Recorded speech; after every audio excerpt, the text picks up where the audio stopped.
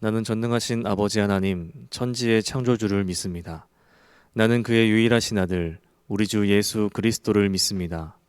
그는 성령으로 잉태되어 동정녀 마리아에게서 나시고 본디오 빌라도에게 고난을 받아 십자가에 못 박혀 죽으시고 장사된 지 사흘 만에 죽은 자 가운데서 다시 살아나셨으며 하늘에 오르시어 전능하신 아버지 하나님 우편에 앉아 계시다가 거기로부터 살아있는 자와 죽은 자를 심판하러 오십니다.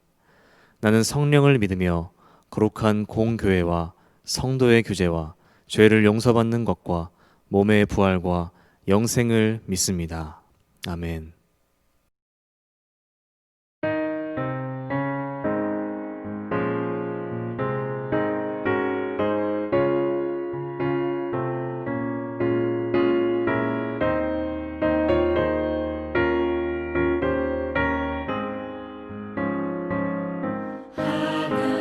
하나님의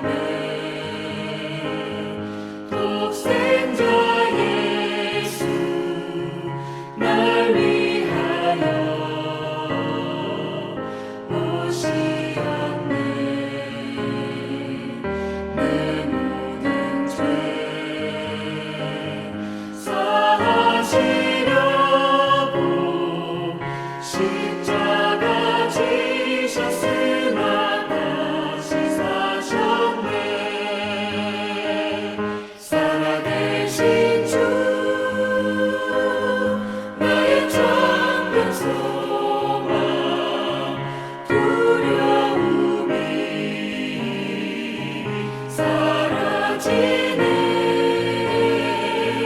사랑의 주님 갈 길 인도하니 내 모든 삶의 기쁨을 충만하네. 주 안에서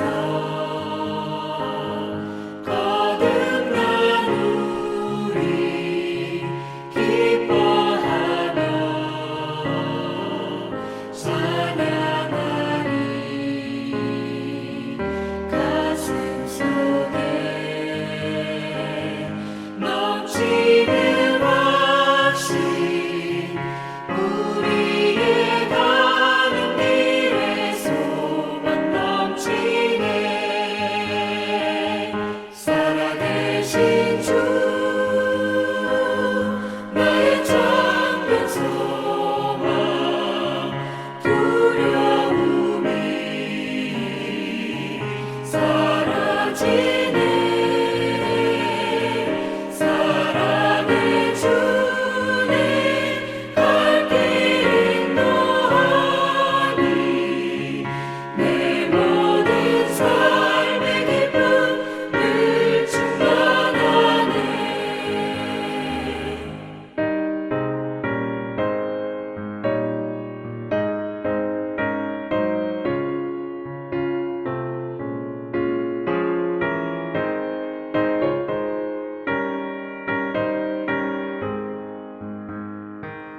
선한 싸움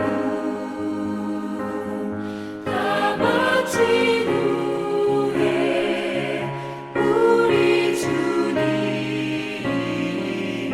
되오리라. 사망 권세 다 물리치고 주님이 다스리니 영광 넘치네. 살아계신 주 나의 참된 소망 두려움이 사라지네. 사랑의 주님 갈 길 인도하니 내 모든 삶의 기쁨을 충만하네.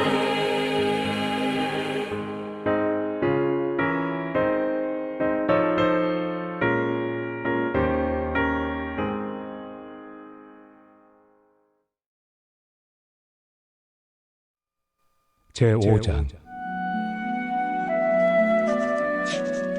만일 땅에 있는 우리의 장막집이 무너지면 하나님께서 지으신 집, 곧 손으로 지은 것이 아니요 하늘에 있는 영원한 집이 우리에게 있는 줄 아느니라.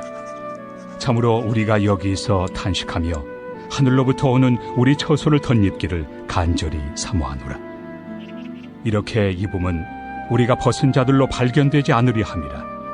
참으로 이 장막에 있는 우리가 짐진 것 같이 탄식하는 것은 벗고자 함이 아니요 오히려 덧입고자 함이니 죽을 것이 생명의 삼킨 바 되게 하려 함이라. 곧 이것을 우리에게 이루게 하시고 보증으로 성령을 우리에게 주신 이는 하나님이시니라. 그러므로 우리가 항상 담대하여 몸으로 있을 때에는 주와 따로 있는 줄을 아노니 이는 우리가 믿음으로 행하고 보는 것으로 행하지 아니함이로라. 우리가 담대하여 원하는 바는 차라리 몸을 떠나 주와 함께 있는 그것이다. 그런즉 우리는 몸으로 있든지 떠나든지 주를 기쁘시게 하는 자가 되기를 힘쓰노라. 이는 우리가 다 반드시 그리스도의 심판대 앞에 나타나게 되어 각각 선악간에 그 몸으로 행한 것을 따라 받으려 함이라. 여러분 명절 잘 지내고 계신가요?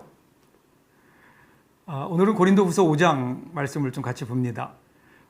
사도 바울은 누구보다도 생생하게 이 죽음을 느끼며 살아갔던 사람입니다. 그의 생애 가운데 얼마나 많은 죽음의 위기들이 있었는가. 돌아보면 그는 항해 중에 여러 차례 파손의 경험을 했죠. 그러면서 죽음의 그 공포를 느꼈을 겁니다. 옥중에서 40에 하나 감한 매 39대 5번씩이나 맞았고요. 여행 중에 강도의 위험, 동족의 위험, 이방인의 위험, 광야의 위험, 그가 고백한 대로 난치의 질병을 끌어안고 살아가는 그 사도 바울의 인생은 죽음과 함께 살아가는 삶이었을 겁니다. 그런데 그는 그 죽음의 문제를 아주 승리롭게 극복하죠. 어떻게 그럴 수 있었는가? 오늘 본문입니다. 오늘 본문 1절을 보십시오. 만일 땅에 있는 육신의 장막집이 무너지면 하나님께서 지으신 집, 곧 손으로 지은 것이 아니요 하늘에 있는 영원한 집이 우리에게 있는 줄 아느니라. 여러분 이 구절을 보면 이 장막집이 나오는데 이 장막집은 우리의 육체를 가리킵니다. 그리고 우리의 육체가 무너질 때 하늘에 우리를 위해서 영원한 집이 예비되어 있다라는 그 사실을 지금 이야기하는 겁니다. 사도 바울이 이 세상에 있을 때 가졌던 직업은 천막 짓는 일이었죠. 그러므로 그는 누구보다도 이 천막에 대해서 잘 알고 있었을 겁니다. 천막집, 즉 이 장막은 일시적인 거죠. 깊고 깊고 또 깊지만 결국에는 낡아지다가 마지막엔 버릴 수밖에 없는 것이 천막입니다. 그렇다면 이 결국은 무너지게 될 천막에 대한 근본적인 대책은 무엇일까요? 사람의 손으로 지은 것이 아니라 하나님이 하늘에 계신 하나님께서 친히 예비하신 영원한 집이 나를 위하여 예비되어 있다는 그 사실을 나는 안다 이거죠. 여러분 여기에서 사도 바울이 안다 그랬는데 이 안다라는 단어는요 확신에 대한 표현 중에 최고입니다. 우리는 확신을 표현할 때 믿습니다라는 말을 하죠. 예를 들어서 한번 볼까요? 남편이 아내를 향해서 이렇게 고백한다고 한번 생각해 보세요. 나는 당신이 나를 사랑하는 줄로 확실히 믿는다. 좀 이상하지 않습니까? 꼭 믿어지지 않으니까 그렇게 이야기하는 것이 아닌가 하는 느낌이 들지요. 그런데 나는 당신이 나를 사랑한다는 것을 알고 있어 라고 얘기한다면 앞에 경우보다 목소리의 톤은 낮을지 모르지만 훨씬 더 강한 확신을 표현해 주고 있는 거죠. 나는 알고 있습니다. 주님께서 나를 위해 그 영원한 집을 준비해 주셨다는 사실을. 이 땅에서 나의 삶이 다할 때 구원받은 내 영혼을 위해서 하나님께서 지으신 영원한 집이 하늘나라에 예비되어 있음을 안다라는 고백이죠. 계속되는 2절을 보십시오.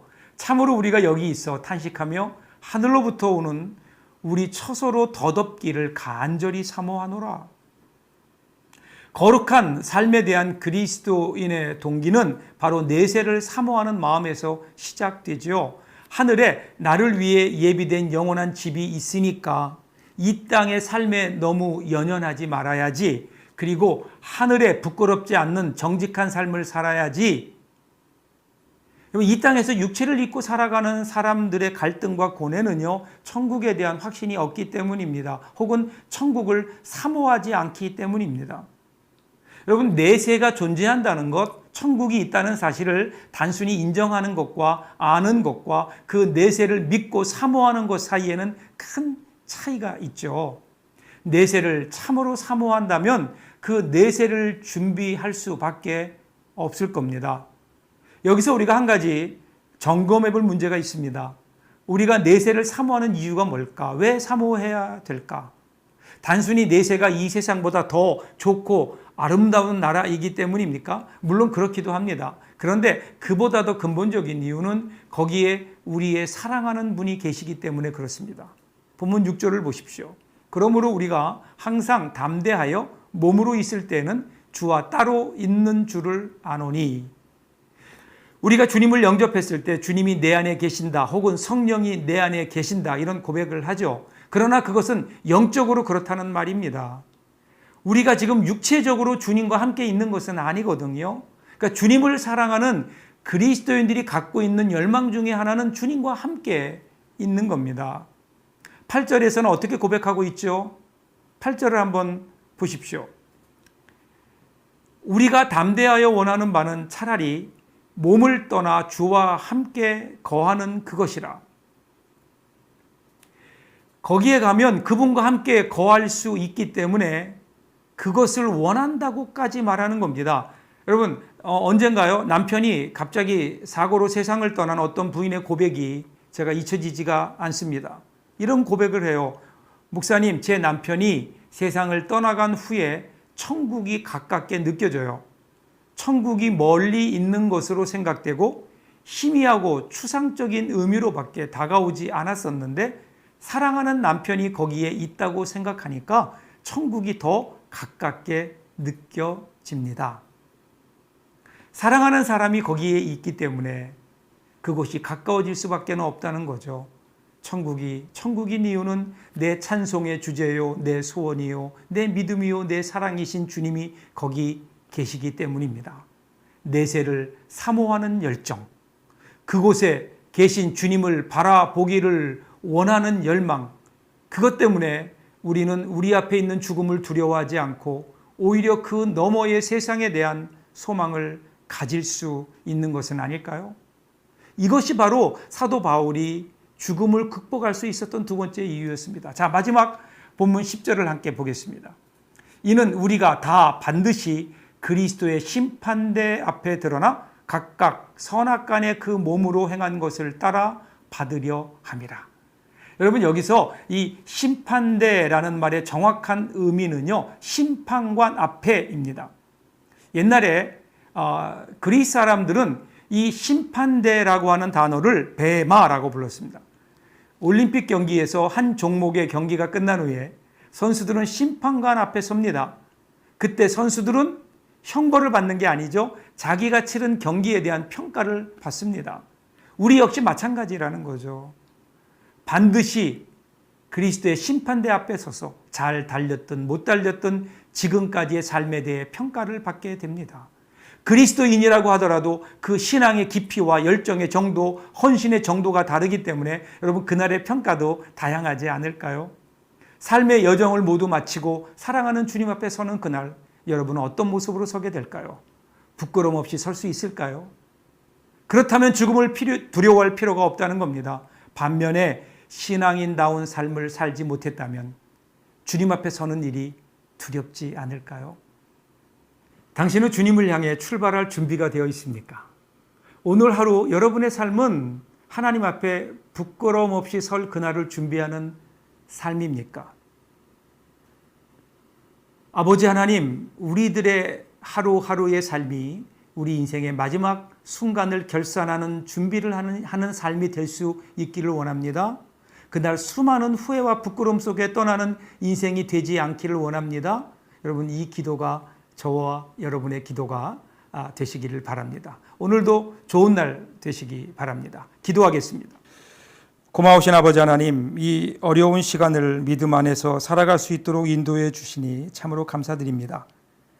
우리에게 놓여진 시간을 살아가는 동안 어려움과 역경이 닥친다 하더라도 우리는 영원한 하나님 나라의 시민임을 기억하고 믿음으로 인내하며 역경을 이겨낼 수 있도록 인도하여 주옵소서.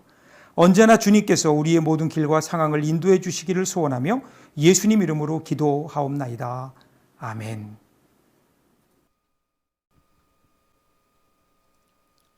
하늘에 계신 우리 아버지, 아버지의 이름을 거룩하게 하시며 아버지의 나라가 오게 하시며 아버지의 뜻이 하늘에서와 같이 땅에서도 이루어지게 하소서. 오늘 우리에게 일용할 양식을 주시고 우리가 우리에게 잘못한 사람을 용서하여 준 것 같이 우리 죄를 용서하여 주시고 우리를 시험에 빠지지 않게 하시고 악에서 구하소서. 나라와 권능과 영광이 영원히 아버지의 것입니다. 아멘.